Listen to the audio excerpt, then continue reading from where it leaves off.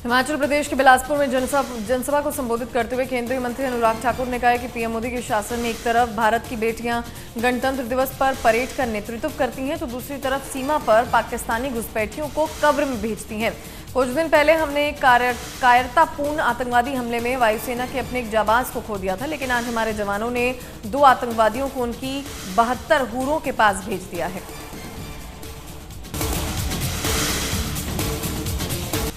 बिलासपुर के लुहनू में पन्ना प्रमुख सम्मेलन का आयोजन किया गया, जिसमें बीजेपी के राष्ट्रीय अध्यक्ष जेपी नड्डा शामिल हुए। केंद्रीय मंत्री और हमीरपुर से बीजेपी उम्मीदवार ठाकुर और सीएम जयराम ठाकुर कार्यक्रम में मौजूद रहे। लोकसभा और विधानसभा उपचुनाव की घोषणा के बाद जेपी नड्डा पहली बार हिमाचल पहुंचे हैं।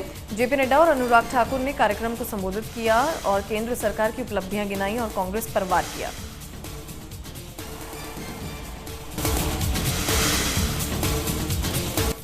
हिमाचल प्रदेश में 3 निर्दलीय विधायकों के इस्तीफे के मामले में हाईकोर्ट से भी राहत नहीं मिली है। इस मामले में हाईकोर्ट में फैसला होना था, लेकिन डबल बेंच के जजों की फाइलों में सहमति नहीं बन पाई, जिसके बाद अब इस मामले में फैसला सिंगल बेंच में होगा।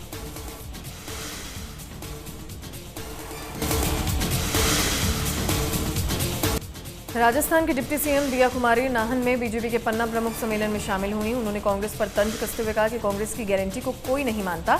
उनके पास न नेता है, न नीति है और न नियत। उन्होंने कहा कि बीजेपी सरकार में हिमाचल में जो काम शुरू हुए थे वह कांग्रेस सरकार में बंद पड़े हैं और हिमाचल में कांग्रेस से कोई उम्मीद नहीं है।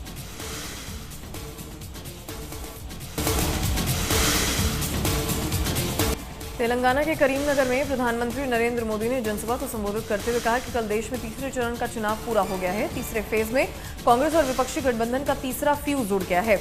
अभी 4 चरण का चुनाव बाकी है। जनता के आशीर्वाद से बीजेपी और एनडीए तेजी से विजय रथ को आगे ले जा रही है। उन्होंने कहा कि यहां आपने भाजपा सांसद की जीत पहले ही सुनिश्चित कर दी है। कांग्रेस की हार यहां इतनी पक्की है कि बहुत मुश्किल से वो किसी को चुनाव लड़ने के लिए मना पाई।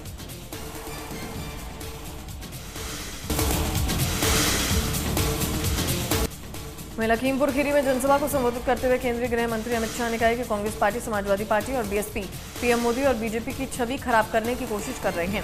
उन्होंने आगे कहा कि अगर कोई पिछड़ा वर्ग का आरक्षण लूटने की कोशिश कर रहा है तो वह कांग्रेस पार्टी है, वहां समझौता हो गया।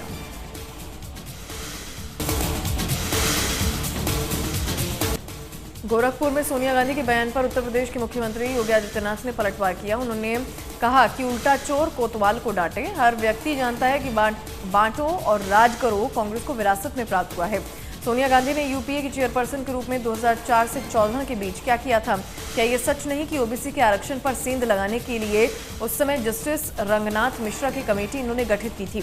बीजेपी ने उस समय इसका विरोध किया था। इनके मंसूबे पूरे नहीं हो पाए।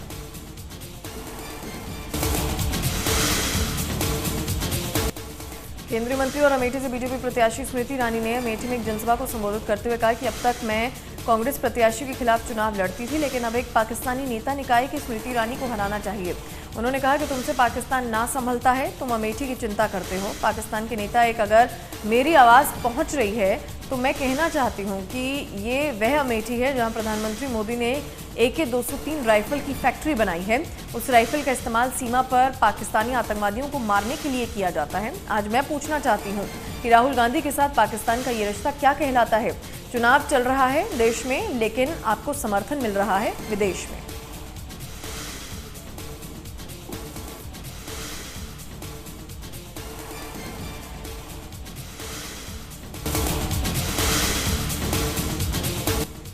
दिल्ली विश्वविद्यालय और विकसित भारत एम्बेसडर ने रन फॉर विकसित भारत का आयोजन किया।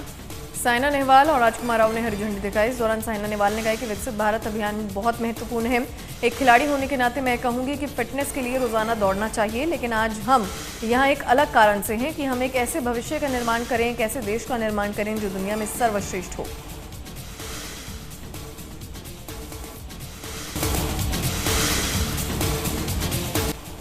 पुंछ में वायुसेना के काफिले पर आतंकी हमले के बाद सेना का बड़ा एक्शन सामने आया। सेना ने 2 आतंकियों को ढेर कर दिया। सेना का 4 दिनों से सर्च ऑपरेशन जारी है। पुंछ जिले में सेना ने आतंकी समूह लश्कर-ए-तैयबा से जुड़े 50 से ज्यादा लोगों को हिरासत में लिया।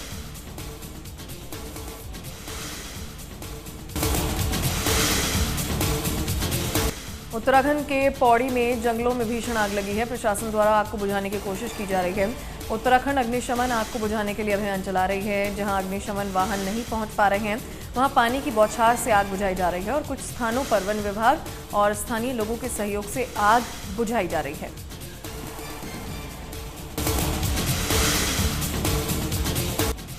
एयर इंडिया और एयर इंडिया एक्सप्रेस एयरलाइंस को अपनी 78 फ्लाइट्स कैंसिल करनी पड़ी। दरअसल एयरलाइंस के क्रू मेंबर सामूहिक रूप से सिक लीव पर चले गए हैं, जिसकी वजह से कंपनी को एक कदम उठाना पड़ा।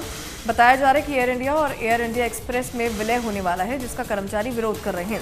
कर्मचारियों के इस विरोध ने बड़ा रूप ले लिया है, जिसके बाद कई कर्मचारी छुट्टी पर चले गए हैं, जिसकी वजह से एयरलाइंस को 78 से ज़्यादा फ्लाइट्स कैंसिल करनी पड़ी। इनमें से सबसे ज़्यादा फ्लाइटें मिडल ईस्ट और गल्फ देशों के लिए हैं।